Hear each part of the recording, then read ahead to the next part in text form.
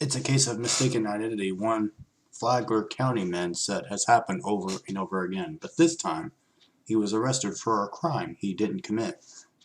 The Flagler County Sheriff's Office admits they made a mistake when they arrested Dakota Ward, and now Ward is trying to clear his name. Ward and his father go fishing any chance they get, but the two said their last fishing trip ended with Ward in handcuffs when he got home last Saturday.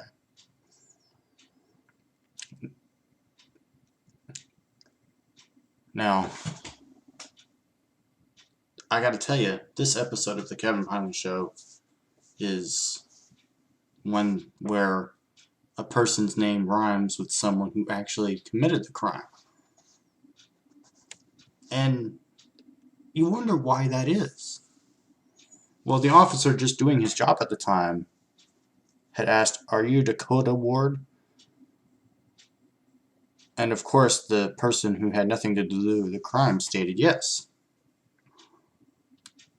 And the officer stated, "Well, I apologize for this, but you have a warrant out for your arrest." Now, his father,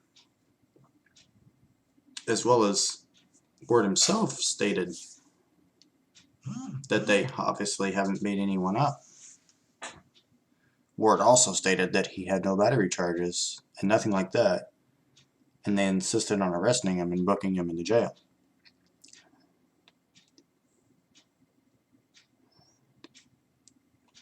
Ward was jailed for a misdemeanor battery charge and failure to appear in court for an incident that occurred back in December, according to the police report.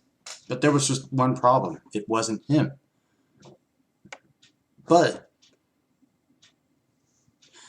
the guy who was arrested for a crime he didn't commit knew that he hadn't done anything wrong, and even his father was afraid for his son.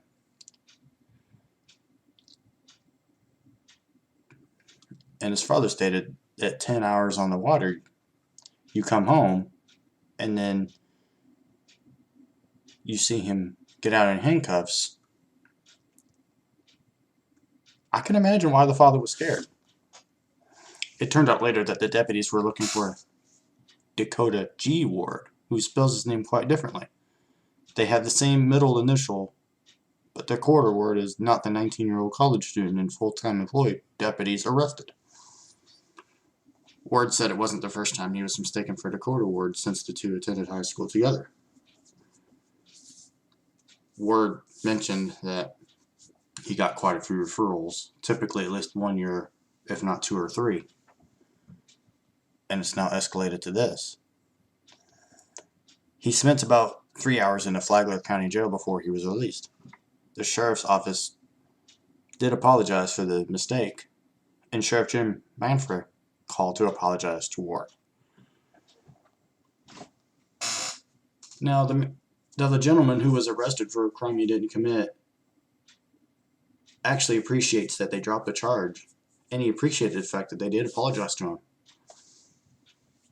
And he even appreciates that they're going forward investigating and trying to figure out where they went wrong.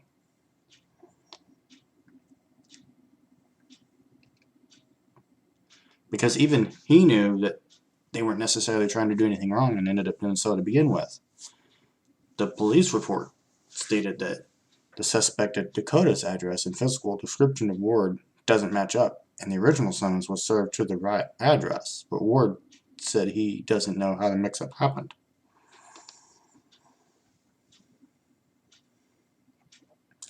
Everybody's hands that all the paperwork touched when it went through the courts and everything before the warrant was released. If somebody had caught that, then we could tell this isn't the same person. They've got a different address. He doesn't know how they got this addressed when they got a completely different one or on their paperwork.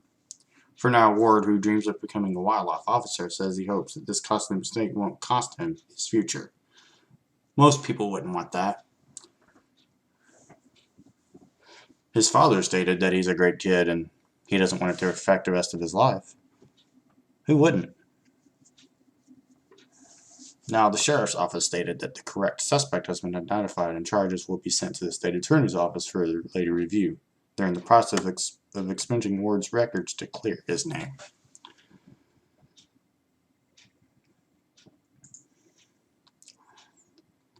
It just makes you wonder why that even happened.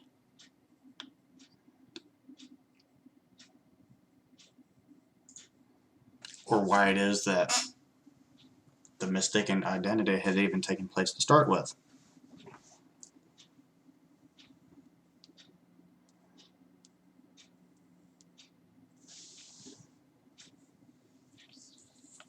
And now here comes the scam report. Branch County deputies are investigating a scam that almost took thousands of dollars from an 88-year-old Coldwater Township woman in March. Deputies found that the woman was contacted and told she had won a new car and cash totaling over $2 million, but she would have to pay tax and fees before they gave her the winnings. According to police, she was instructed not to tell anyone about the money. Well, I will say this.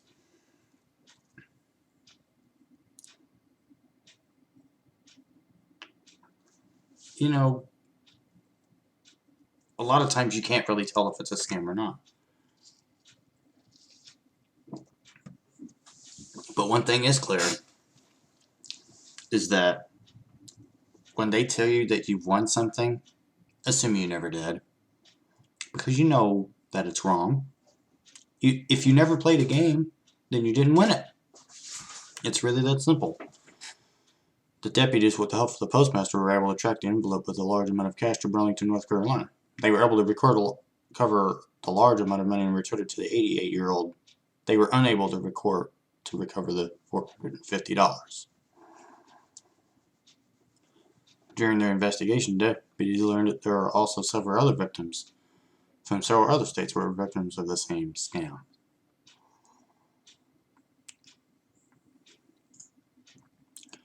You know, it just doesn't make sense how that stuff can happen.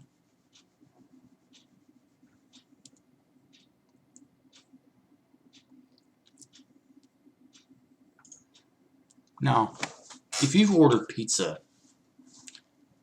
you may have wondered if everyone would treat you with respect, right?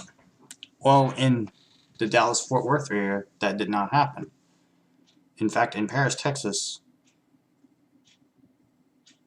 nurses often have to eat on the run, but the employees at a Domino's in Texas were not as sympathetic as they should have been. On Wednesday night, a group of nurses who work at Paris Regional Hospital ordered a pizza from the local Domino's. When the pizza arrived, there was a note on the receipt. It said, "Thanks. We would very appreciate it much if you didn't wait 5 minutes before we close."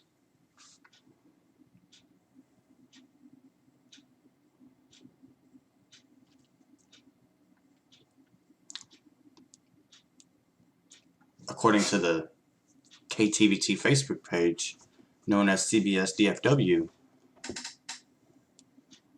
their side of the story states that a note basically telling them they were inconveniencing employees with their orders since it was almost closing time.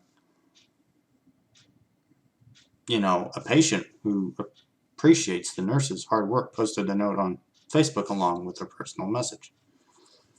You know, the patient did the right thing and was on the lookout for those people.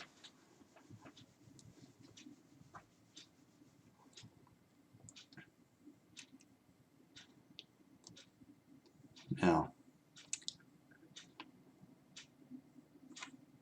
if you've come across a picture that says "Support our nurses, shame on you, Domino's, Paris, Texas," chances are that was in response to that incident.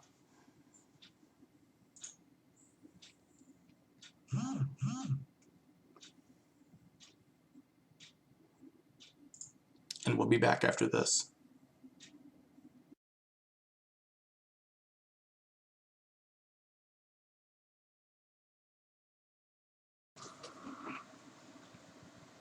I want to close out the show by telling you some about the bad news that we have for a country music singer who was going to celebrate his 79th birthday. Unfortunately, he passed away on his birthday. Merle Haggard was 79 years old today. He was one